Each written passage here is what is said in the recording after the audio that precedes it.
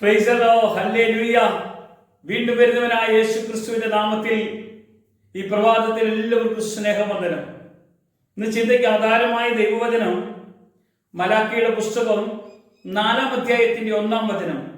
ചൂള പോലെ കത്തുന്ന ഒരു ദിവസം വരും, അപ്പോൾ അഹങ്കാരികളൊക്കെയും സകല ദുഷ്പ്രവർത്തിക്കാരും താളടിയാകും. കർത്താവാണ് പറയുന്നത്, ഈ ഭൂമി തീക്കായിട്ടാണ് സൂക്ഷിച്ചിരിക്കുന്നത്. ജീവപുസ്തകത്തിൽ പേരില്ലാത്ത എല്ലാവരും തീപ്പൊയ്കയിൽ തള്ളപ്പെടും. പ്രിയമുള്ളവരെ, യേശു കർത്താവിനെ രക്ഷിതാവും നാഥനുമായി വിശ്വസിക്കുകയും യേശുവിന്റെ വചനം അനുസരിച്ച് ഒരു വിശുദ്ധ ജീവിതം നയിക്കുകയും ചെയ്തെങ്കിൽ മാത്രമേ നമുക്ക് യേശു കർത്താവ് വരുമ്പോൾ വാനമേഘത്തിൽ മഹാഹാഗളനാദത്തോടും ഹാഗളധ്വനിയോടും കൂടെ അവിടുന്ന് കടന്നു വരുമ്പോൾ ക്രിസ്തുവിൽ മരിച്ചവരും ക്രിസ്തുവിൽ ജീവിച്ചിരിക്കുന്നവരും അവനോട് കൂടെ എടുക്കപ്പെടാൻ ഇടവരികയുള്ളൂ. അതിനു മുമ്പ് കർത്താവ് നമ്മോട് ഓർമ്മപ്പെടുത്തുകയാണ്, ചൂള പോലെ കത്തുന്ന ഒരു ദിവസം വരും. ഇങ്ങനെ ഒരു ദിവസം ഉണ്ടെന്നേ നമ്മൾ വിചാരിക്കും ഇതൊക്കെ വെറുതെ പറയുന്നതാണ്. ബൈബിളിൽ പറഞ്ഞ എല്ലാ കാര്യങ്ങളും നിറവേറിക്കൊണ്ടിരിക്കുന്നതായിട്ട് നമുക്ക് കാണാൻ കഴിയുന്നു. ഇന്നും നിറവേറിക്കൊണ്ടിരിക്കുന്ന സംഭവമാണ് ബൈബിളിലുള്ളത്. പ്രിയമുള്ളവരെ, നമ്മൾ വിശ്വസിക്കാതെയും നമ്മൾ അതിനെ തള്ളിക്കളയുകയും ചെയ്താൽ നമ്മൾ എങ്ങോട്ടാ പോകുന്നതെന്നറിയാവോ? തീപ്പൊയ്കയിലേക്ക് തള്ളപ്പെടും. മലാക്കിയുടെ പുസ്തകത്തിൽ പറഞ്ഞതുപോലെ തന്നെ വെളിപ്പാട് പുസ്തകത്തിൽ 20-ാം അധ്യായത്തിന്റെ 15-ാമത്തെ വചനത്തിൽ പറയുന്നു, ജീവപുസ്തകത്തിൽ പേരെഴുതി കാണാത്ത ഏവനെയും തീപ്പൊയ്കയിൽ തള്ളിയിടും. വരാൻ പോകുന്ന ഒരു അഗ്നിപ്രളയം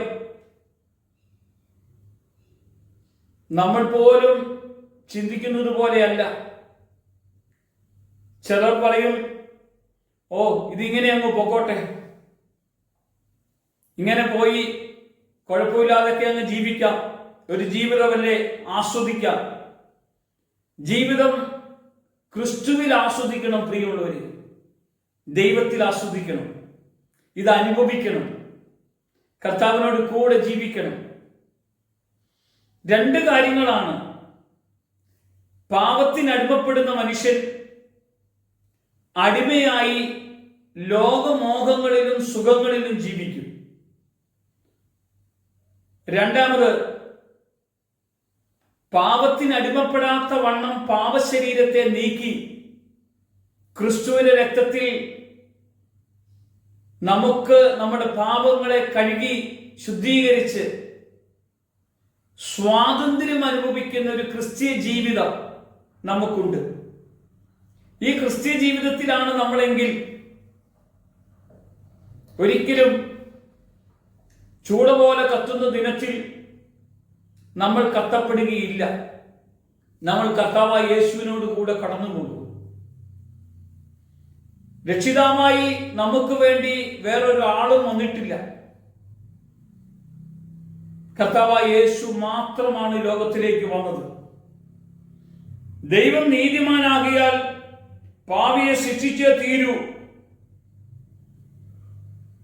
ദൈവം നിശ്ചയിച്ച ശിക്ഷ മരണമെന്ന് ബൈബിൾ പറയുന്നു. പാപത്തിന്റെ ശമ്പളം മരണമെത്രേ. എന്നാൽ ദൈവം പാപങ്ങളിൽ നിന്ന്, പാപബന്ധനങ്ങളിൽ നിന്ന് നമ്മെ എല്ലാവരെയും വിടുവിച്ചതാണെന്നേ നമ്മളൊന്ന് വിശ്വസിച്ചാൽ മതി. ചൂട പോലെ കത്തുന്ന ഒരു ദിനം നമുക്ക് മുന്നിലുണ്ടെന്ന് തിരിച്ചറിഞ്ഞ് ആ ദിനത്തെ കണ്ടുകൊണ്ട് ഒരുങ്ങി പ്രാർത്ഥിച്ചു വേണം പോകാൻ. ഒരുങ്ങി പ്രാർത്ഥിക്കണം. വിശ്വാസത്തിന്റെ നാഥനും പൂർത്തി വരുത്തിയവനുമായ യേശുവിനെ നോക്കണം. കർത്താവിനെ നോക്കിയും പ്രാർത്ഥിച്ചും ആരാധിച്ചും പോയാലുണ്ടല്ലോ, നമ്മുടെ ഭാരം വഹിക്കും, നമ്മുടെ രോഗമേറ്റെടുക്കും, നമ്മുടെ പ്രശ്നങ്ങളെ പരിഹരിക്കും. നമുക്ക് വേണ്ടി ഒരുക്കിയ സ്വർഗീയ അനുഭവം നമുക്ക് വേണ്ടി ദൈവം തുറന്നു തന്ന് നമ്മൾ അവനോട് കൂടെ കടന്നു പോകാനായിട്ട് വരും. ഒരു നിമിഷം പ്രാർത്ഥിക്കാം. ഈ പ്രഭാതത്തിൽ കർത്താവ് നമ്മോട് കൂടെയുണ്ട്. ഞാൻ ചൂട് പോലെ കത്തുന്ന ദിനം വരുമെന്ന് പറഞ്ഞ് ഭയപ്പെടുത്താനല്ല പറഞ്ഞത്, നമ്മൾ ഒരുങ്ങുവാൻ വേണ്ടിയാണ്. ഇങ്ങനെ ഒരു ദിവസം നമുക്ക് മുന്നിൽ വരുമ്പോൾ വരാതിരിക്കാൻ തക്കവണ്ണം നമ്മൾ കർത്താവിനോട് കൂടെ കടന്നു പോകാൻ വേണ്ടിയാണ് കർത്താവ് നമ്മളോട് ഓർമ്മപ്പെടുത്തുന്നത്. കർത്താവേ, പരിശുദ്ധനായ ദൈവമേ, നീ ഞങ്ങളെ വെട്ടിയൊരുക്കി തന്റെ കൃപയാൽ ഞങ്ങൾക്ക് വേണ്ട ദൈവിക അനുഗ്രഹം തന്ന് ഞങ്ങളെ ബലപ്പെടുത്തണം. ഞങ്ങളെല്ലാവരെയും അഭിഷേകം ചെയ്യണം. നിന്റെ കൃപയാൽ ഞങ്ങളെ നയിക്കണം. യേശുവിന്റെ നാമത്തിൽ തന്നെ ആമേൻ.